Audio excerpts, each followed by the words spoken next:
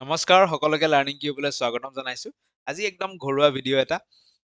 Basically আমি কথা পাতিম যে কেন্দ্ৰীয় বিদ্যালয় কন্টেক্সুৱেল পোষ্টসমূহৰ ইন্টাৰভিউৰ প্ৰিপাৰেচন আমি কি ধৰণে চলাব লাগে বা ইন্টাৰভিউৰ দিনা তাত আমাৰ বিহেভিয়াৰ কেনেকুৱা হোৱা উচিত, ইন্টাৰভিউ পেনেলৰ সন্মুখত আমি কি এক্সপেক্ট কৰিব পাৰো সেই বিষয়ে অলপ কথা পাতিম নিজৰ অভিজ্ঞতাৰ পৰা। তো এই যিটো বৰ্তমান সময় চলি আছে ফেব্ৰুৱাৰী মাহ বা জানুৱাৰীৰ শেষৰ ফালে মাৰ্চ মাহৰ আৰম্ভণি, এই সময়ছোৱাতে কেন্দ্ৰীয় বিদ্যালয়ৰ ইন্টাৰভিউ কন্ট্ৰেকচুৱেল পোষ্টৰ কাৰণে ইন্টাৰভিউসমূহ অনুষ্ঠিত হয়। লগতে আন যিমান ডাঙৰ ডাঙৰ স্কুলসমূহ আছে সেই স্কুলসমূহৰো ইন্টাৰভিউ অনুষ্ঠিত হয়। তো আহক আৰম্ভ কৰিছো। প্ৰথম কথা, যেতিয়া আমি ইন্টাৰভিউ দিবলৈ যাম আমাৰ লগত ৰেজিউমে এখন থাকিব লাগে। ৰেজিউমেখন বহুত বেছি ৰংচঙীয়া, একদম হেভি হাই ফাই ৱৰ্ড লিখিছো কিবা কৰিছো তেনেকুৱা নহয়। কাৰণ কৰ্পৰেট ৱৰ্ল্ডটো বেলেগ হৈ যায়, টিচিং ৱৰ্ল্ডটো অলপ বেলেগ হৈ যায়। টিচিঙত আমি চিম্পল সাধাৰণ ৰেজিউমে এখন ৰাখিলে বেছি ফেভাৰেবল হয়। ঠিক আছে, বহুত একদম নিজক বহলাই নিজক একদম ওপৰত ৰাখি কিবা কিবি লিখিছো তেনেকুৱা আমাৰ প্ৰয়োজন নাই। সাধাৰণভাৱে আমাৰ এক্সপেৰিয়েঞ্চখিনি, এডুকেশ্যনেল কোৱালিফিকেশ্যনখিনি, হবি যদি আছে হবিখিনি, সেইখিনি বস্তু থাকিলে দেট ইজ চাফিচিয়েণ্ট। তাৰপিছত যেতিয়া আমি ইন্টাৰভিউ পেনেলৰ সন্মুখত যাম, আমি সেইখিনি কথা জানোৱে যে গুড মৰ্ণিং হওক, গুড আফটাৰনুন হওক, যি ক'ব লাগে সেইটো কৈ পেলাই আমি সোমাম। সেইটো যেতিয়া গুড মৰ্ণিং বা গুড আফটাৰনুনটো ক'ম তেতিয়া এটা ভাইব ছেট হৈ যায়। ঠিক আছে, সেই ভাইবটো ছেট কৰাৰ কাৰণে আমি সেই গুড মৰ্ণিংটো অলপ এনাৰ্জিৰ সৈতে ক'ম, স্মাইলিং ফেচ ৰাখি ফালে এনাৰ্জিৰ সৈতে ক'ম, একদম মৰাকে ভয় কৰি ফালে নকওঁ, ভালকে ক'ম। ঠিক আছে, তাৰপিছত গৈ বহিম। বহাৰ লগে লগে আমাক কি হ'ব, সাধাৰণতে প্ৰথম প্ৰশ্নটো সদায় ইন্ট্ৰডাকশ্যনৰ বিষয়ে সোধে। ইন্ট্ৰডাকশ্যনত আমি নিজৰ নাম ক'ম, ইন জেনেৰেল নামৰ লগত আমি কি ক'ম, কোনখন ঠাইৰ পৰা আমি আহিছো। এতিয়া সেই ঠাইখন যদি কিবা ইম্পৰ্টেণ্ট হয়, যে কোনোবা যদি শিৱসাগৰৰ পৰা গৈছে, সি এই দুই এটা ৱৰ্ড ঠাইখনৰ নামটো কওঁতে লগাই দিব পাৰে, যে অসমৰ এখন হিষ্টৰিকেল ইম্পৰ্টেঞ্চ থকা ঠাই শিৱসাগৰৰ পৰা মই আহিছো।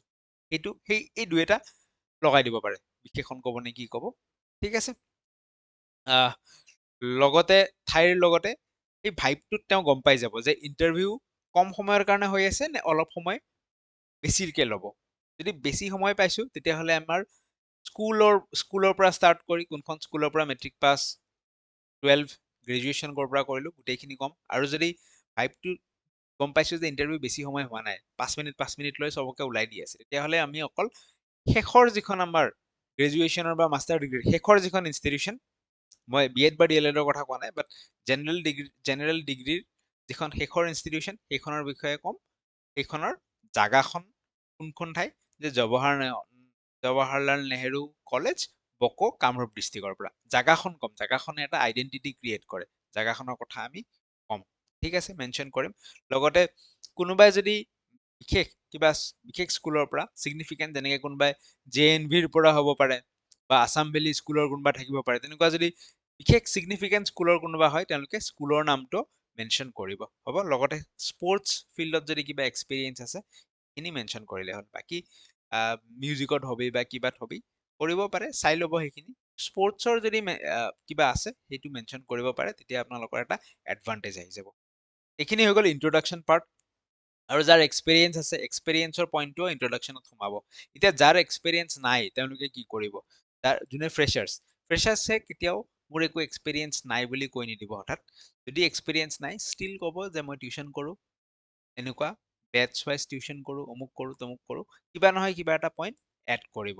ঠিক আছে, ডাইৰেক্টলি কোনো এক্সপিৰিয়েঞ্চ নাই শব্দটো নক'ব, টিউশ্যন কৰোঁ হ'লেও কৈ দিব, যিহেতু টিচিঙৰ হয়। ঠিক আছে, তো এইখিনি আহি গ'ল ইন্ট্ৰডাকশ্যন প্লাছ এক্সপিৰিয়েঞ্চৰ কথা। নেক্সট আমাক ক'ব, কিবা এটা দি দিব, কণ্টেণ্ট এটা দি দিব যে এই বস্তুটো তুমি কেনেকে পঢ়াবা। প্লান্ট এটা দি দিব যে প্লান্টৰ পাৰ্টছখিনি তুমি কেনেকে পঢ়াবা। মই ছায়েন্সৰ এটা দিছিলোঁ ইণ্টাৰভিউ, তেতিয়া সোধা হৈছিল যে ফিজিকেল চেঞ্জ আৰু কেমিকেল চেঞ্জৰ ডিফাৰেঞ্চ কি। এনেকুৱা দুই এটা কণ্টেণ্টৰ বস্তু সৰু সুধিব পাৰে। তো যেতিয়া আমি কণ্টেণ্টৰ বস্তু আমাক সুধিব, কেতিয়াও কিতাপী ডেফিনিশ্যনটো আমাক একচুৱেলি প্ৰয়োজন নাই। কাৰণ কিতাপী ডেফিনেশ্যন সুধিব বিচৰা নাই। আমি সদায় কি ক'ম, এক্সাম্পল ক'ম, ৰিয়েল লাইফ এক্সাম্পল আমি কানেক্ট কৰি পেলাই কথাটো ক'ম। চ' এই কণ্টেণ্টৰ কথা যেতিয়া আমাক সোধে বা অমুক বস্তুটো আমি কেনেকে পঢ়াম, সেইটো যেতিয়া আমাক সোধে, আমাৰ একচুৱেলি দুটা পইণ্টত আমি যদি আনচাৰটো দিব পাৰোঁ, দুটা বস্তু মাইণ্ডত ৰাখি যদি আমি আনচাৰটো দিব পাৰোঁ, আমাৰ সদায় আনচাৰটো তেওঁলোকে শুনি ভাল পায়। এটা হৈছে visualisation plus connect real life, ঠিক আছে, ৰিয়েল লাইফ কানেক্ট কৰি আৰু ভিজুৱেলাইজ কৰি যদি আনচাৰ দিব পাৰোঁ, যেনেকে মোক যিটো সোধা হৈছিল যে ফিজিকেল চেঞ্জ আৰু কেমিকেল চেঞ্জ।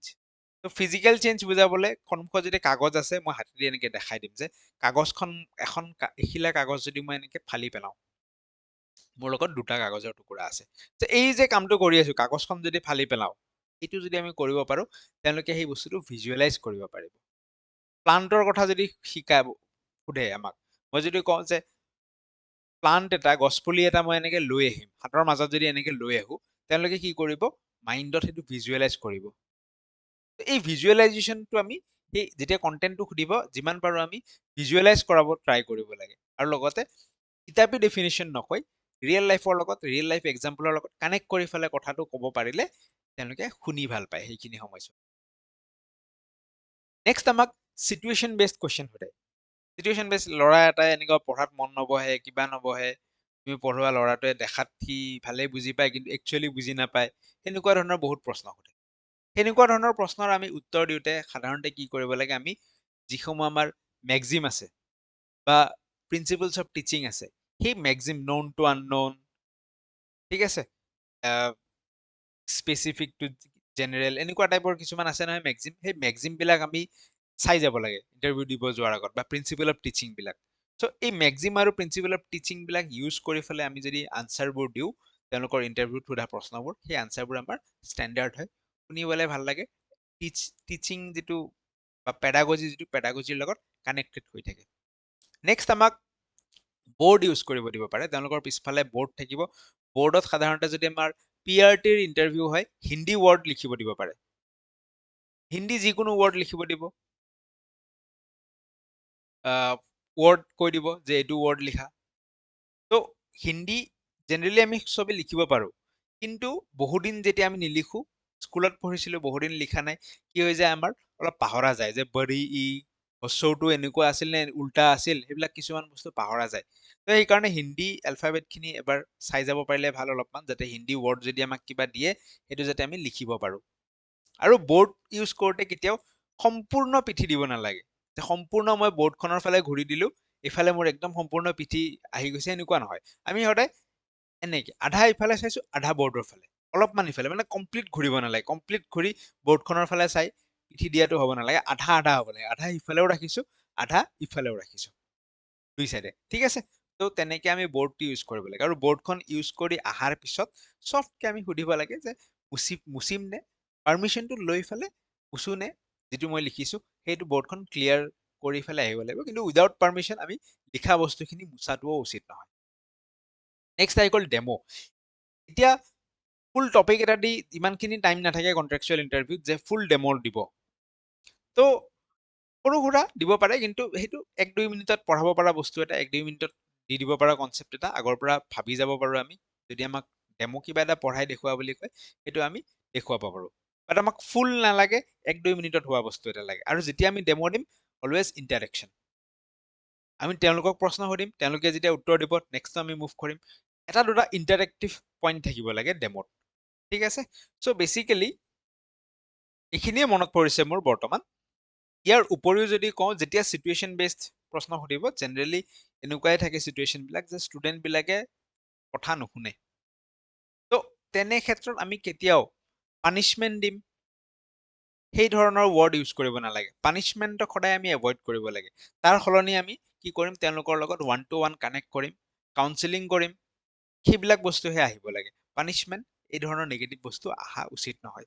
ছেকেণ্ড কথা, CDPৰ 2-এটা সৰু সৰু পইণ্ট হয়তো সুধিব পাৰে যে গ্ৰ'থ এণ্ড ডেভেলপমেণ্টৰ ডিফাৰেঞ্চ কি, ইমোশ্যনৰ ওপৰত ইমোশ্যন কি হয়, মটিভেশ্যন কি হয়, CDPৰ কনচেপ্ট মতে 2-এটা সৰু সৰু বস্তু সুধিব পাৰে।